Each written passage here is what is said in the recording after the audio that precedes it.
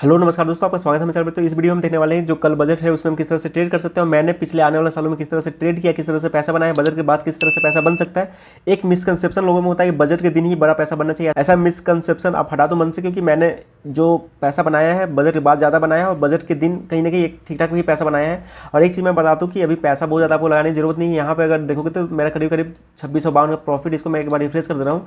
यहाँ पे देखोगे तो जो मैंने पैसा लगाया है, पैसा देख सकते हो कितना कम लगाया है। पैसा सिर्फ यहाँ पे 4000 के आसपास में लगाया था, लेकिन प्रॉफिट जो हुआ, प्रॉफिट देख सकते हो काफ़ी ज़्यादा हुआ।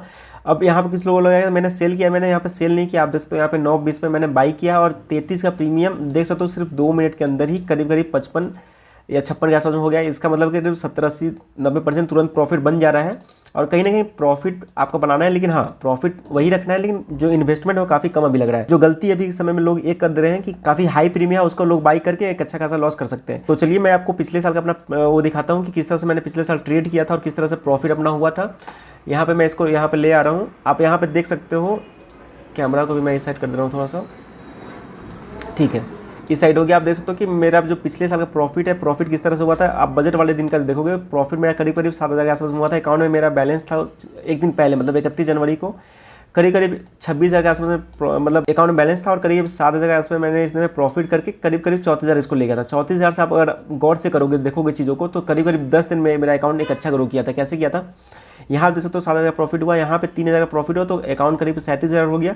यहाँ देख सकते हो 1100 का प्रॉफिट हुआ, यहाँ 100 रुपये का 130 का आसपास का प्रॉफिट हुआ। तो ऐसा नहीं कि जो मतलब मैं एक बड़ा प्रॉफिट एक्सेप्ट कर रहा था, यहाँ पे जो मार्केट मुझे दे रहा था मैं कहीं ना कहीं उसको एक्सेप्ट कर रहा था। और यहाँ पे देख सकते हो कि एक मैंने BDST लिया, BDST में आप देख सकते हो 38 से अकाउंट मेरा हुआ, फिर 42,000 पे।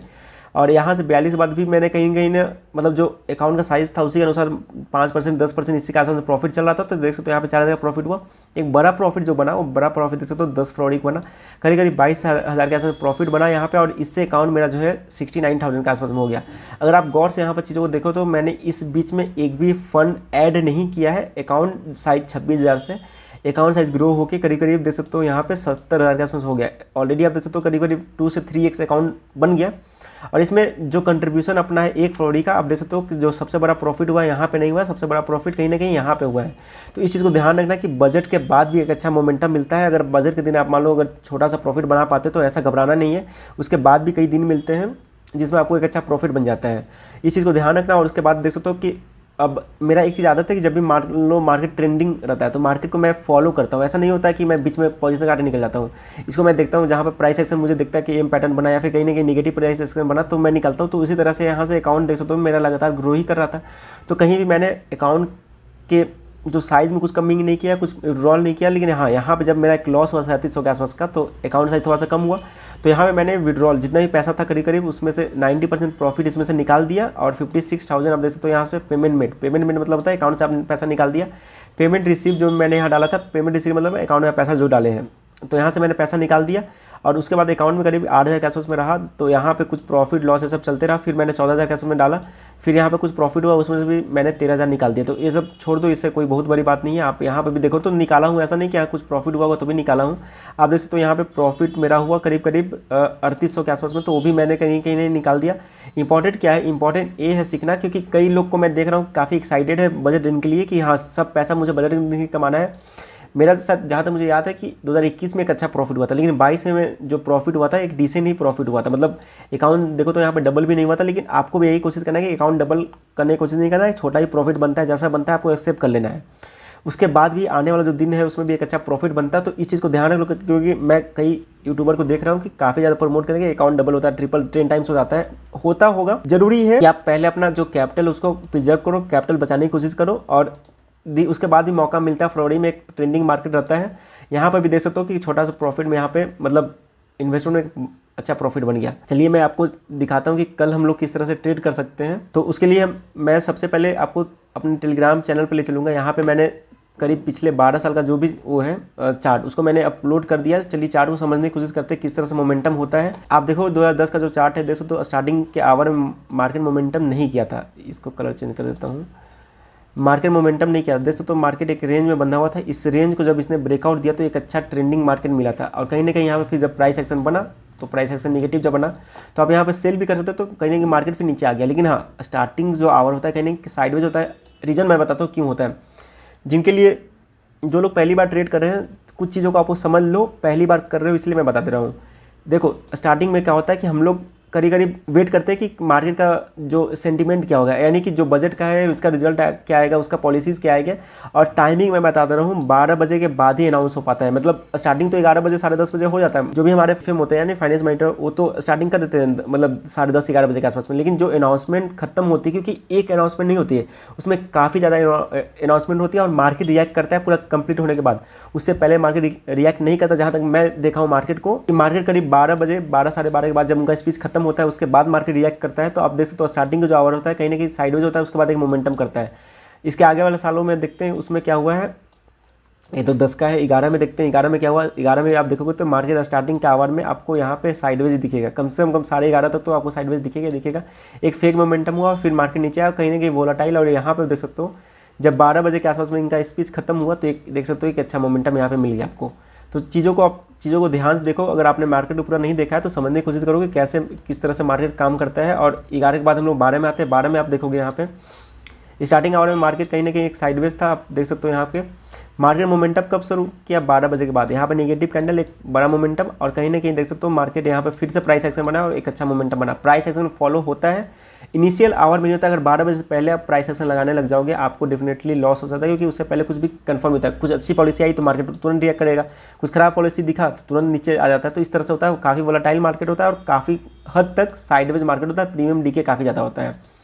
इसके बाद 12 मार्केट देख लीजिए। 13 में देखते हैं क्या होता है। 13 में देख सकते हो मार्केट स्टार्टिंग आवर में साइडवेज और उसके बाद मार्केट प्राइस एक्शन बना के कहीं ना कहीं नीचे ही आया। तो प्राइस एक्शन देख सकते हो काफ़ी इंपॉर्टेंट होता है। और इस तरह से 14 में भी देख लेते हैं 14 में क्या हुआ।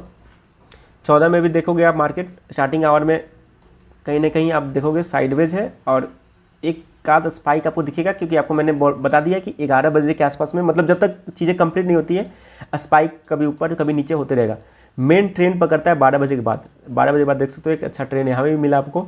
और आने वाला सालों में भी अगर आप चेक करोगे, आप एक काम कर सकते हो, मेरे टेलीग्राम चैनल को ज्वाइन करके वहाँ पे जो भी चार्ट है आप उसको एनालिसिस कर सकते हो। और सब में आप देखोगे कहीं ना कहीं ट्रेंडिंग मार्केट हमें 12 बजे के बाद ही मिला। उससे पहले कहीं ना कहीं ज़्यादा साइडवेज भी आपको मार्केट निकल जाता है।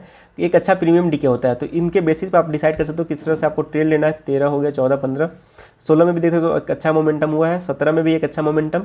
18 में देख सकते हो पहले मार्केट कहीं ना कहीं एक यहाँ देख सकते हो इस ट्रेंड लाइन के अंदर काम किया, एक ब्रेकडाउन दिया। और ब्रेकडाउन कब दिया गौर करो 12 बजे के बाद। इसका मतलब एक अच्छा मोमेंटम हुआ। और यहाँ पे प्राइस देखोगे 27,400 से अगर 27,100 आया तो मतलब मार्केट में मोमेंटम हुआ है, एक अच्छा मोमेंटम हुआ है।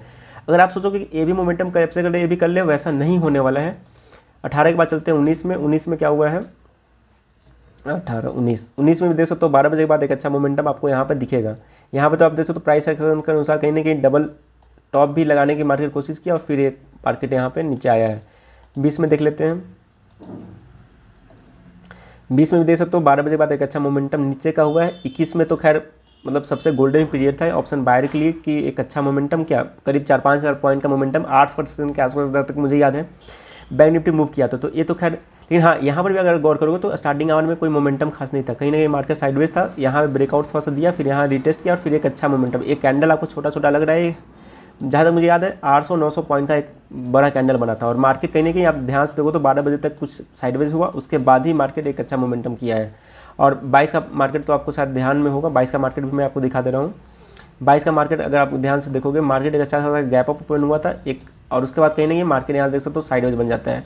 स्टार्टिंग आवर में मैं बताऊँ 12 बजे से पहले तक मार्केट कहीं ना कहीं साइडवेज या वोलेटाइल होता है। मार्केट यहाँ पर गिरा, फिर आप देख सकते हो अगर यहाँ प्राइस एक्शन मैं दिखाऊँ तो हाई लो, यहाँ पे लोअर हाई, फिर आप देख सकते हो यहाँ पे लोअर लो, मतलब कहीं ना कहीं प्राइस एक्शन आप देख सकते हो नीचे का ही बना हुआ था। और फिर यहाँ पे एक अच्छा मोमेंटम करके, मतलब यहाँ के बाद देख सकते हो एक अच्छा मोमेंटम हुआ। मार्केट में मोमेंटम कब अच्छा हुआ आप देख सकते हो 12 बजे के बाद। यहाँ पर नेगेटिव कैंडल भी था खैर, और यहाँ से आप देख सकते हो एक अच्छा मार्केट फॉल किया। यहाँ लेवल में बताऊँ करीब करीब 38,700 के आसपास था, वहाँ से मार्केट 37,700 का, मतलब करीब करीब जहाँ तक मुझे याद है 800-900 हज़ार पॉइंट के आसपास में मार्केट गिरा था। फिर रिकवरी भी एक शार्पली किया था।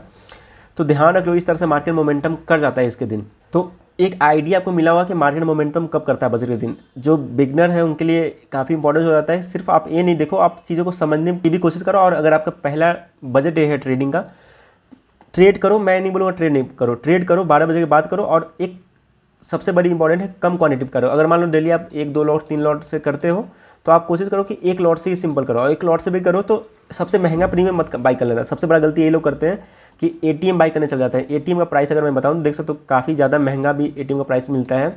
जैसे 40-700 के आसपास मार्केट चल रहा है, 40-600 का मैं दिखाता हूँ आपको, 600-700 जो भी देखना है देख लो, 40-700 भी निकाल देता हूँ यहाँ पे। आप देख सकते हो आज ट्यूसडे है, 2 दिन बाद मार्केट की एक्सपायरी है और 700 रुपये का प्रीमियम मिल रहा है। 600-700 इतना महंगा अगर प्रीमियम बाई कर लोगे, इसका मतलब कि अगर यहाँ से अगर 600 पॉइंट मोमेंटम कर जाए तो भी ऑप्शन बायर को डर नहीं लगने वाला है, क्योंकि ये लोग 40-600 प्लस 670 मतलब करीब 41-300 तक ये लोग सेफ है, तो कोई खास मोमेंटम करेगा नहीं। तो इसलिए आपको पहले प्रीमियम को डिके होने देना है। एक चीज़ मैं बता दूं कि ऑप्शन का प्रीमियम भी सुबह सुबह काफ़ी हाई होता है, सुबह करीब 12 बजे तक आपका काफ़ी हाई होता है। जब एक मोमेंटम जब फैसला आ जाता है तो कहीं ना कहीं वहाँ पर रिलीफ मिलती है और एक थोड़ा बहुत मार्केट नहीं मतलब प्रीमियम नीचे आता है।